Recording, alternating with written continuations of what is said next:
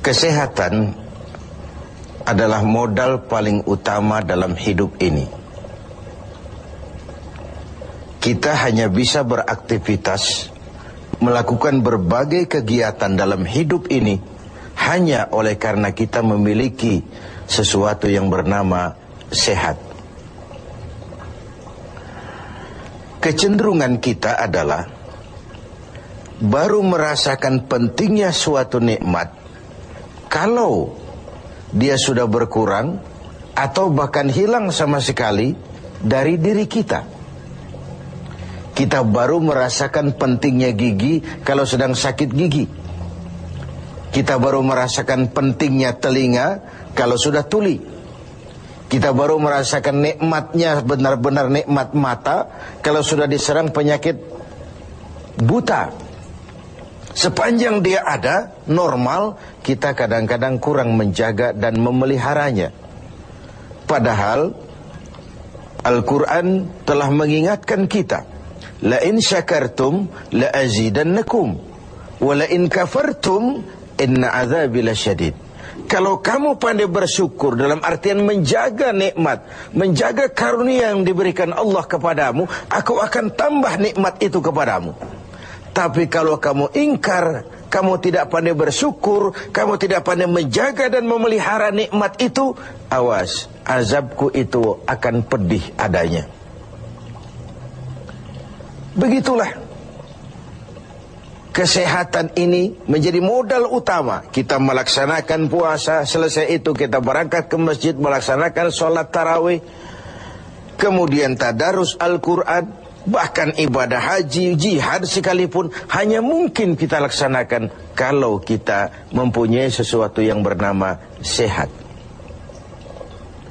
Nah, lawan dari sehat adalah sakit. Kita manusia terdiri dari dua elemen pokok, jasmani dan rohani. Kadang kita kehilangan keseimbangan. Berpayah-payah kita mengurus rohani, berpayah-payah kita mengurus jasmani, maksud saya. Satu hari 3 kali kita mandikan jasmani kita. Kita berikan pakaian yang bagus-bagus, parfum yang wangi-wangi, pakaian yang, aksesoris yang mahal-mahal untuk keindahan jasmani. Pernahkah kita berpikir seperti itu untuk menambah keindahan rohani kita?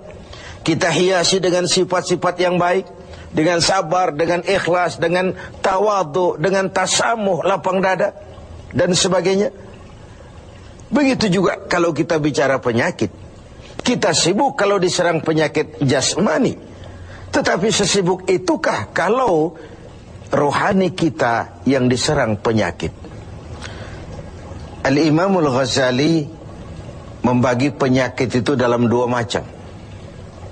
Pertama penyakit zahir, dan yang kedua penyakit batin, penyakit rohani. Apa perbedaan dari kedua penyakit ini? Yang pertama, penyakit zahir banyak dokternya. Apalagi di zaman spesialisasi sekarang ini, tinggal cari saja dokter ahlinya. Penyakit jantung ada dokternya, liver ada dokternya, paru-paru ada dokternya, ginjal ada dokternya, kulit ada dokternya. Penyakit zahir banyak sekali dokternya. Tapi penyakit batin, dokternya hanya agama dan kemauan yang kuat dari orang yang punya penyakit itu untuk mengobati diri. Sulit cari dokter yang bisa mengobati penyakit sombong, cari dokter yang bisa mengobati penyakit kikir, cari dokter yang bisa mengobati penyakit angkuh, sombong, bakhil. Agama dan kemauan yang kuat dari orang yang dihinggapi penyakit itu untuk memperbaiki diri melalui riyadhah, latihan dan latihan. Yang kedua, kata Al-Ghazali, perbedaannya ini aneh. Penyakit zahir, yang empunya penyakit lebih tahu dari orang lain. Sedangkan penyakit batin, sering orang lain lebih tahu dari yang punya. Ini aneh. Kita punya penyakit jantung, kita tahu wong itu penyakit kita dan itu penyakit zahir. Teman kita nggak tahu, datang-datang main kagetin aja, woi, kelepek kita. Kita yang punya penyakit tahu, orang lain tidak tahu. Tapi kalau penyakit batin ini aneh, orang lain sering lebih tahu dari yang punya. Kalau kita sombong, kita sering tidak merasa, kita anggap sikap kita wajar saja. Kalau kita diserang penyakit pelit, kita tidak merasa, kita anggap wajar saja. Kalau kita diserang penyakit hasud, kita anggap wajar saja. Orang lain yang tahu. Karena itu sahabat Umar bin Khattab radhiyallahu an kerap kali kalau berkumpul dengan sahabat sering kali bertanya, kau lihat saya sombong apa tidak? Kau lihat saya pelit apa tidak? Kau lihat pada tingkah laku saya ada tanda-tanda kekafiran atau tidak? Kalau orang lain memberitahu itu kepada beliau, bukan main senangnya hati beliau. Tidak jarang yang memberitahu itu diberikan hadiah oleh beliau. Ini bedanya kita dengan Sayyidina Umar. Kita diberitahu orang marah bukan main. Kenapa gue lo urusin? Diri lo aja beresin. Jangankan kita mau bertanya, melakukan introspeksi tentang kekurangan-kekurangan kita, diberitahu orang pun kadang-kadang kita salah terima. Inilah penyakit batin itu. Dan yang ketiga, ini yang paling dahsyat. Sehebat-hebatnya penyakit zahir, penyakit jasmani, dia hanya merusak dunia. Paling-paling mati gitu saja. Tapi penyakit batin, penyakit rohani kalau diserang, merusak dunia, menghancurkan akhirat. Kita diserang kanker, mati, resiko dunia saja. Kena ginjal, mati, paru-paru, mati, darah tinggi, mati. Tapi tidak berakibat akhirat. Maksudnya tidak ada nanti penduduk neraka ditanya, kenapa kamu masuk neraka? Kanker, Pak. Tidak ada. Kenapa kamu masuk neraka? Tumor, Pak. Juga tidak. Yang menyebabkan masuk neraka itu penyakit rohani. Jadi, kata Al-Ghazali, penyakit rohani itu kalau diserangnya kita, rusaklah dunia, hancurlah akhirat. Kita diserang penyakit sombong. Di dunia dikucilkan dari pergaulan, di akhirat jelas juga tempatnya. Kita diserang penyakit kikir bin pelit. Di dunia siapa yang mau bergaul dengan orang pelit? Walaupun kita sendiri kadang-kadang pelit. Tapi di akhirat juga tempatnya jelas. Hasud, iri hati, menggeragoti amal sendiri. Di dunia kita sulit hidup karena senang lihat orang susah atau susah lihat orang senang. Itu kan tandanya hasud itu, iri, dengki. Lihat orang susah, senang. Lihat orang senang, susah. Di dunia saja sudah susah hidup, susah gemuk. Di akhirat, jelas juga tempatnya. Karena itu kata Al-Ghazali, heran saya ini. Kalau diserang penyakit zahir, cepat-cepat kita lari ke dokter. Tidak ada uang, berutang pinjam pun maulah. Diserang demam, diserang flu, diserang segala macam penyakit zahir, panik, cepat lari ke dokter. Atau paling tidak puskesmas yang terdekat.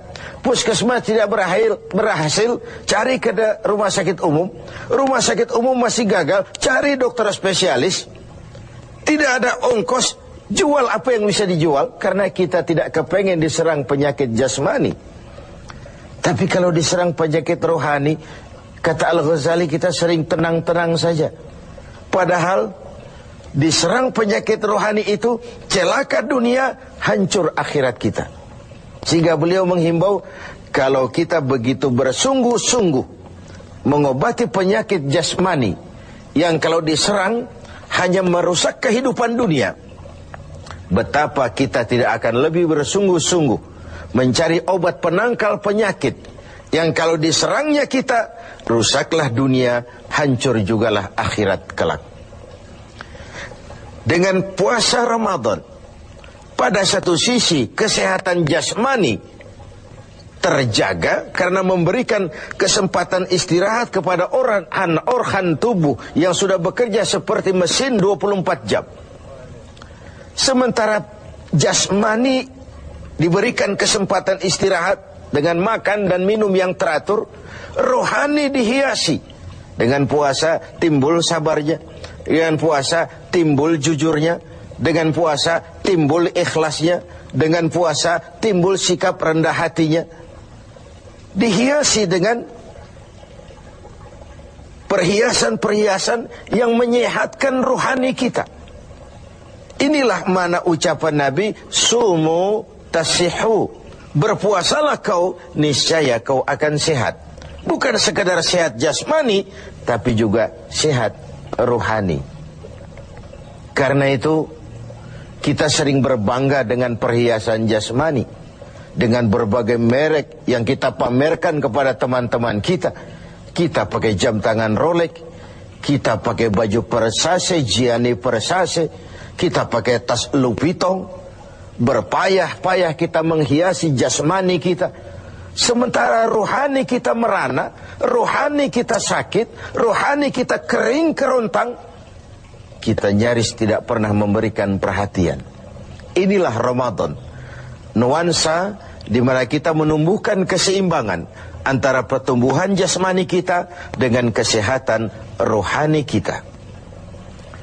Kalau sehatlah jasmani dan sehatlah rohani, maka terciptalah keseimbangan, keindahan jasmani yang berpadu dengan keindahan rohani. Itulah bentuk yang kita dambakan dalam menjalani kehidupan ini.